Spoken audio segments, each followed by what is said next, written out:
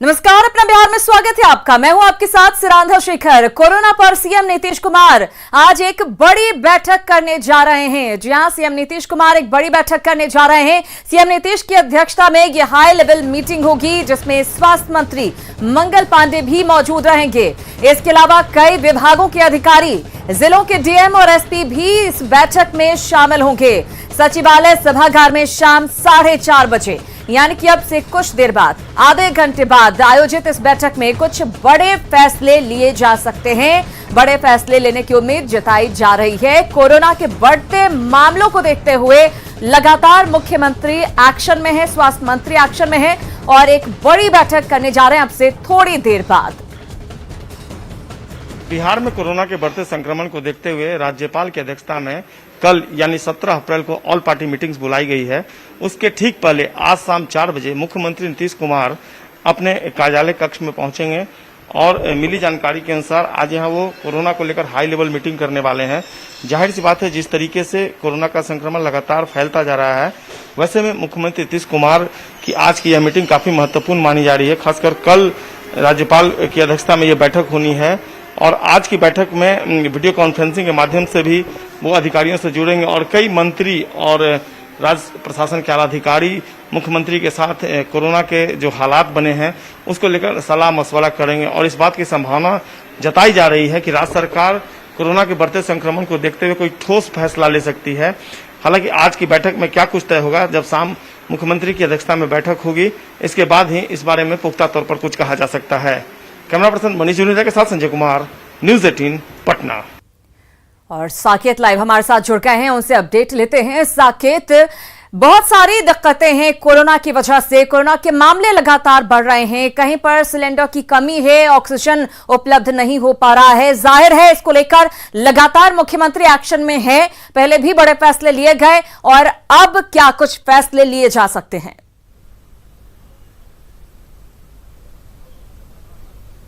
देखिए, बिल्कुल सिरांदा महत्वपूर्ण बैठक है क्योंकि जो गाइडलाइन सरकार ने जारी किया था उसको लेकर रिव्यू किया जाएगा। क्योंकि आप देखिए, चाहे स्कूल बंद करने की बात हो या और भी जो फैसले सरकार की तरफ से लिए गए थे, उसका कितना लाभ हुआ ये देखने वाली चीज है। और इसी को लेकर आज मुख्यमंत्री रिव्यू करेंगे सचिवालय में, जहां पर स्वास्थ्य मंत्री सहित सभी पदाधिकारी यहां पर मौजूद होंगे। हम आपको दिखाते हैं, यहीं पर अब से थोड़ी देर बाद जो है मुख्यमंत्री पहुंचेंगे। लगभग 4:30 बजे का समय दिया गया है जब सचिवालय में मुख्यमंत्री पहुंचेंगे और यहां पर रिव्यू मीटिंग शुरू होगी।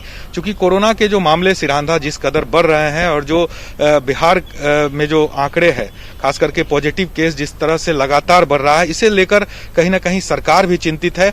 और पिछले दिनों जिस तरह से ऑक्सीजन की कमी का मामला सामने आया, चाहे हॉस्पिटल में बेड की कमी का मामला सामने आया, इन तमाम चीजों को लेकर सरकार गंभीर है और लगातार इस पर मुख्यमंत्री अपने स्तर से बैठक कर रहे हैं। अधिकारियों से वो टेलीफोनिक बातचीत कर रहे हैं, मीटिंग कर रहे हैं। लेकिन आज चूंकि एक समीक्षा की जाएगी कि आखिर जो सरकार के द्वारा अब तक फैसले लिए गए हैं वो कितने कारगर साबित हुए हैं और आगे किस तरह से और भी फैसले लिए जाएं, ताकि कोरोना के जो इस तरह से आंकड़े बढ़ रहे हैं उस पर विराम लगे।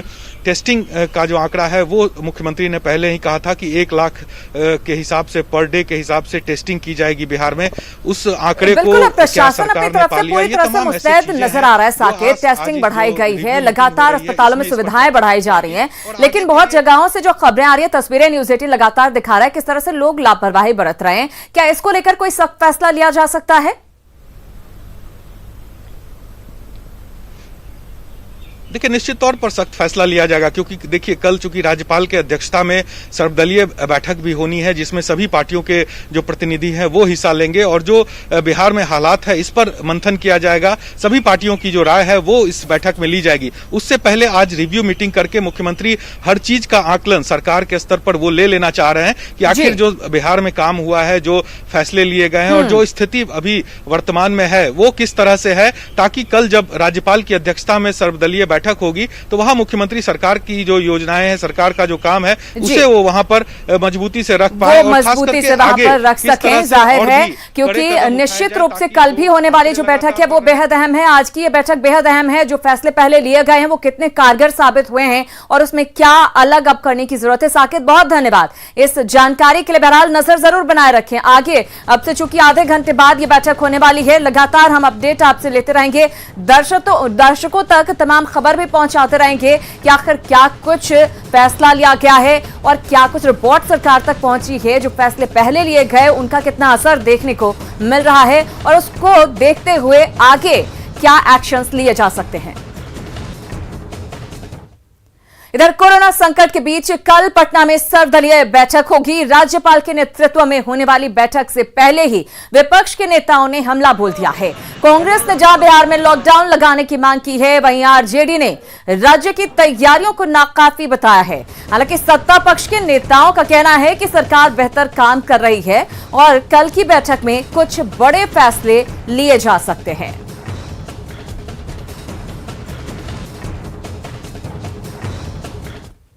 देहात में कहावत है कि बहुत देर कर दी हुजूर आते आते। अब तो हाथ से निकल चुका है मामला। पिछले बार 100 सैकड़ा भी नहीं था तो लॉकडाउन था। आज सर्वाधिक निकल रहा है पिछले बार के बनिस्पत। अभी सरकार की तैयारी क्या है? तो सरकार ने किसी प्रकार की कोई तैयारी नहीं की है। मुझे लगता है कल सर्वदलीय बैठक में सरकार हो सकता है कि लॉकडाउन की ओर जाए। अब सरकार ने कल सर्वदलीय बैठक बुलाई है। महामहिम राज्यपाल के नेतृत्व में कल बैठक होगी। सरकार को जो सलाह देना होगा विपक्ष की ओर से दिया जाएगा, लेकिन सरकार कोई ठोस कदम उठाए जिससे लोगों की जान बचाई जा सके। राज्यपाल के नेतृत्व में सर्वदलीय बैठक बुलाई गई है और उस बैठक के निर्णय के बाद, लोगों के विचार जानने के बाद सरकार कुछ अहम फैसले ले सकती है। लगातार सरकार एहतियात बरतने के लिए कर रही है। सरकार व्यवस्थाओं को खड़ी कर रही है कि कैसे लोगों को हम अधिक से अधिक राहत दे सके और साथ साथ लोगों से अपील भी कर रही है कि लोग स्वयं जो है से अपने आप का बचाव करें। ये सर्वदलीय बैठक निश्चित रूप से, जिसमें महामहिम भी उपस्थित हों, तो यह निश्चित रूप से बहुत ही महत्वपूर्ण होगा और हमारी उम्मीद यह है कि तमाम राजनीतिक दल ऐसे सवाल पर जो मानवता की रक्षा के लिए, प्राण की रक्षा के लिए राज्य सरकार की जो विहित कार्यप्रणाली है उस दिशा में और बेहतर क्या हो सकता है, इन तमाम बिंदुओं की समीक्षा होगी और इस संबंध में राज्य सरकार निर्णय लेगी। तो विपक्ष एक सुर में लॉकडाउन की मांग कर रहा है। लॉकडाउन की मांग विपक्ष क्यों कर रहा है, इस संकट को समझने के लिए बिहार में 5 दिन में कोरोना के मरीजों के आंकड़े को देखते हैं जो डराने वाले हैं। आप देख सकते हैं यह आंकड़ा 3,756 11 अप्रैल को, 2,999 12 अप्रैल, 4,157 13 अप्रैल को, 4,786 14 अप्रैल को और 15 अप्रैल को यह आंकड़ा बढ़कर 6,133 हो जाता है। अब आज के आंकड़े पर नजर रहेगी कि क्या उसमें इजाफा होता है या कुछ कमी आती है, क्योंकि मामला लगातार बढ़ता जा रहा है। इतने मामले सामने आ रहे हैं जो पिछले बार तो कभी एक दिन में इतने मामले सामने नहीं आए। जाहिर है ये बढ़ रहे मामले ही लगातार विपक्ष को भी ये मांग करने को मजबूर कर रहे हैं कि फिर से लॉकडाउन लगाया जाए। लेकिन सवाल यही है कि सरकार क्या फैसला करती है, क्योंकि अर्थव्यवस्था भी नहीं चाहती सरकार की चरमरा जाए, लोगों के सामने भुखमरी की समस्या ना पैदा हो जाए। ये भी सरकार को ध्यान में रखना पड़ेगा। इधर मुंबई से बड़ी संख्या में प्रवासी घर लौट रहे हैं। जिन लोगों के पास टिकट है वो तो स्टेशन परिसर में आराम से दाखिल हो जा रहे हैं, लेकिन जिनके पास टिकट नहीं है वो भी सामान लेकर स्टेशन परिसर के बाहर जमे हुए हैं। कुछ लोगों का आरोप है कि कुछ पुलिसकर्मी पैसे लेकर स्टेशन के भीतर छोड़ रहे हैं। आपको बता दें कि कोरोना के बढ़ते मामलों के बीच मध्य रेलवे ने वेटिंग और प्लेटफॉर्म टिकट बंद कर दिया है, जिसके कारण बड़ी संख्या में लोग स्टेशन के बाहर खड़े होकर टिकट का जुगाड़ करने में लगे हुए हैं।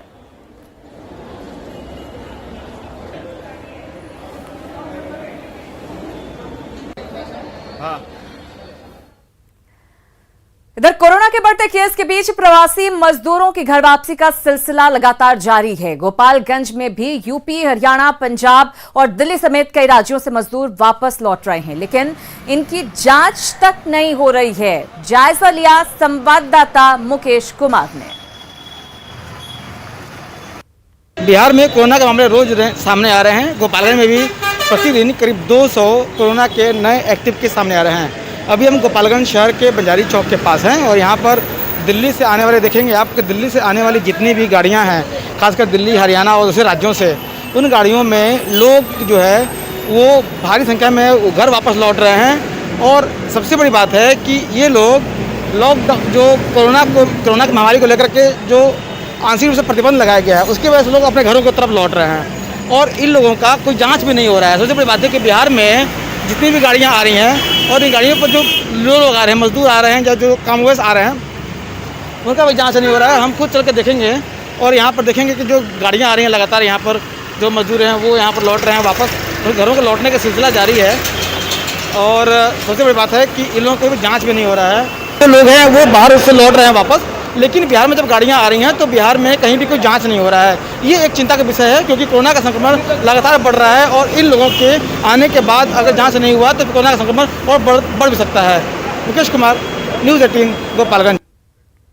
इधर मंत्रिमंडल सचिवालय के 5 कर्मचारी कोरोना पॉजिटिव पाए गए हैं, जिसके बाद विभाग में दूसरे लोगों के आने पर रोक लगा दी गई है। कर्मचारियों की मौजूदगी भी कम है और सचिवालय का गलियारा पूरी तरह से खाली नजर आ रहा है।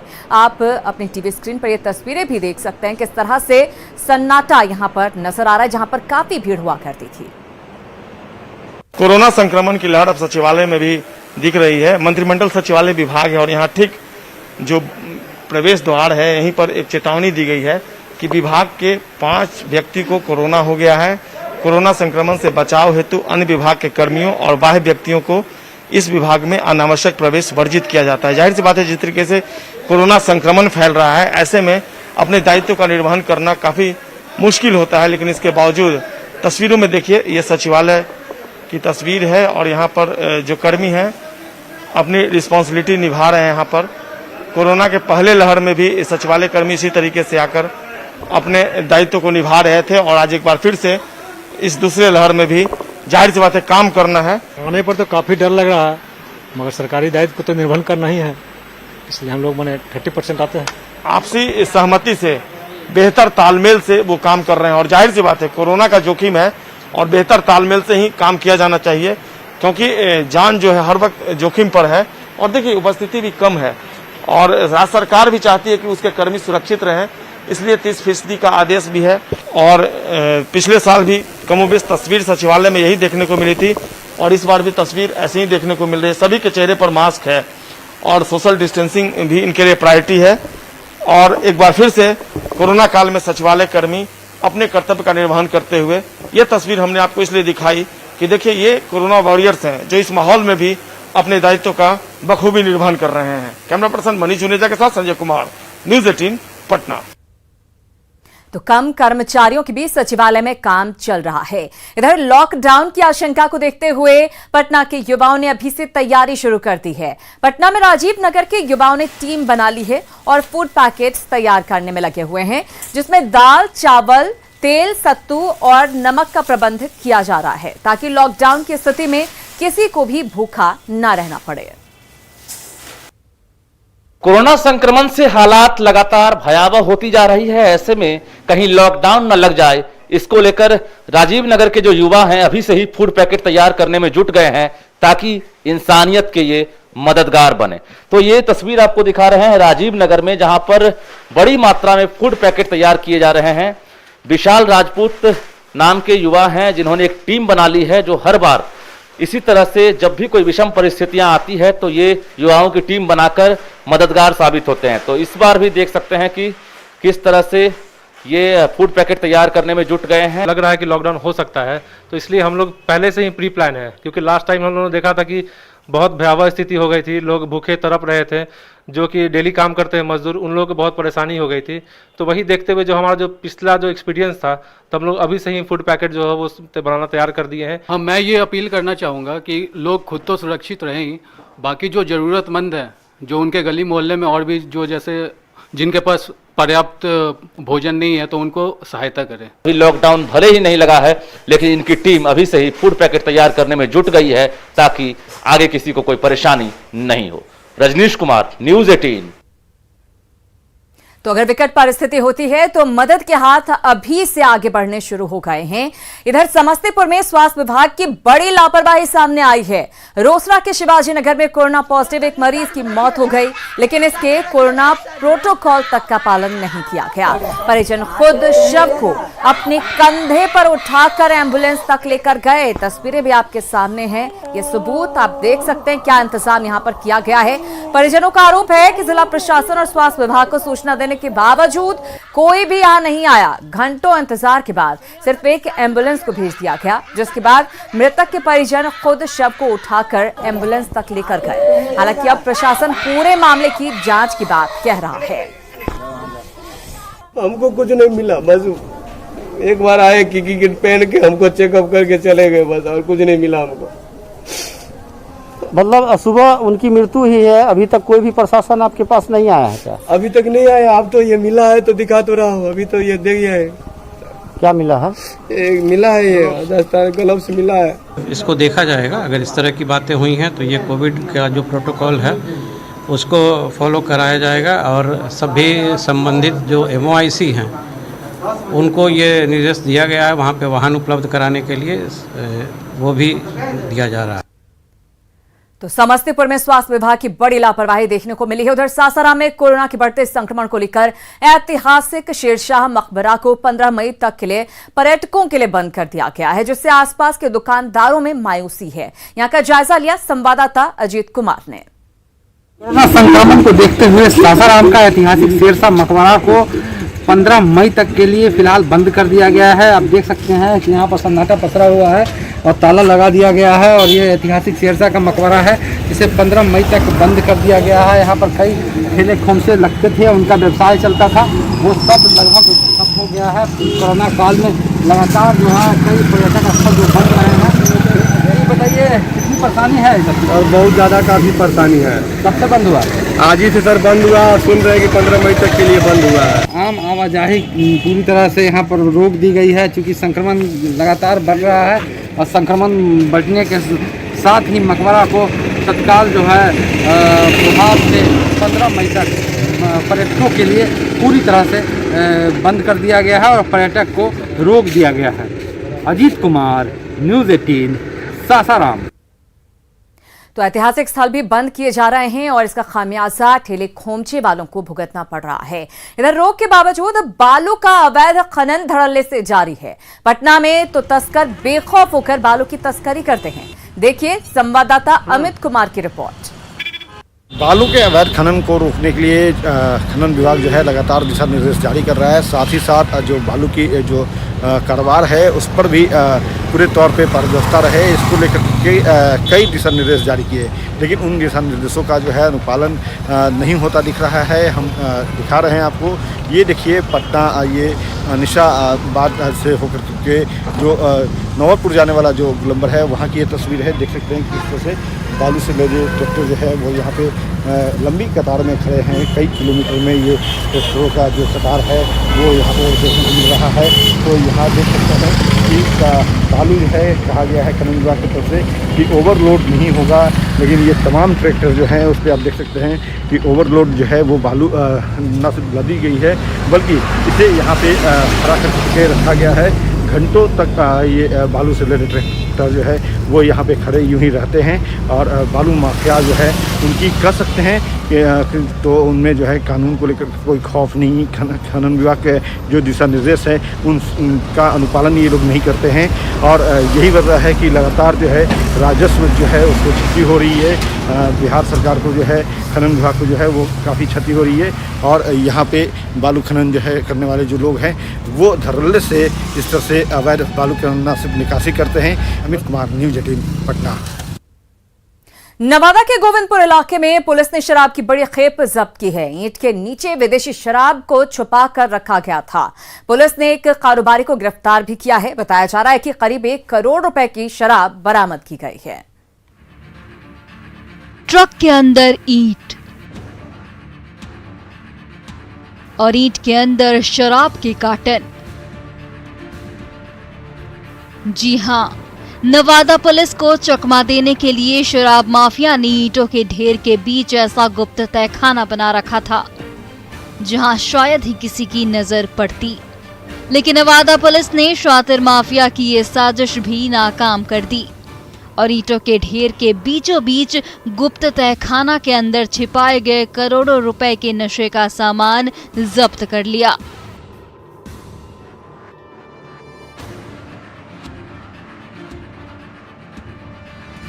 गौर से देखिए, ट्रक के अंदर हजारों ईंटों का ढेर भरा हुआ है।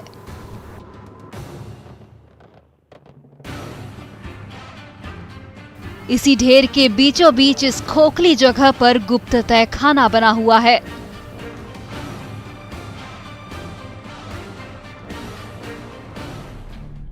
जिसमें विदेशी शराब की बोतलों से भरे कार्टन के कार्टन ठूसे हुए हैं। रात के अंधेरे में गोविंदपुर चौक से गुजर रहे इस ट्रक को रोका गया और जब ईंटों के ढेर के बीच तलाशी ली गई तो इस गुप्त तहखाने के अंदर से एक के बाद एक नशे के कार्टन निकलते चले गए।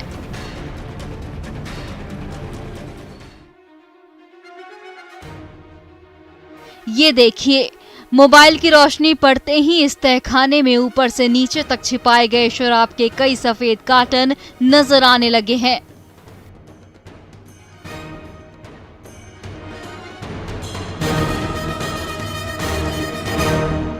मजदूरों और पुलिसकर्मियों की मदद से जब तहखाने को खाली कराया जाने लगा तो बाहर जमीन पर एक के बाद एक नशे का सामान जमा होने लगा।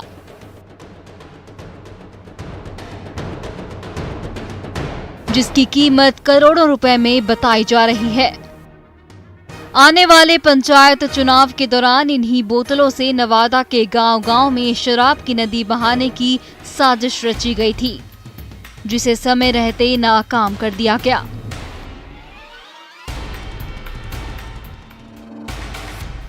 एक तरफ बिहार में शराबबंदी को विफल बनाने के लिए शातिर शराब माफिया नई नई साजिश रचते रहते हैं, तो दूसरी तरफ पूरी तरह से चौकन्नी बिहार पुलिस शराब माफिया की हर साजिश को नाकाम करने के लिए तत्पर रहती है। अनिल विशाल, न्यूज़ 18 नवादा। कोविड-19 महामारी ने परस्पर निर्भरता की भावना को सुदृढ़ किया है, जिससे कि पूरा देश इस विपत्ति का एकजुट होकर मुकाबला कर सके। वैक्सीनेशन के ऐलान के बाद जरूरत होगी कि हम सभी अपना सर्वश्रेष्ठ योगदान दें, जिससे हम एक साथ वायरस को हराने की तरफ कदम बढ़ा सकें। और नेटवर्क 18 इस मुहिम में हर कदम पर आपके साथ होगा। जब तक सभी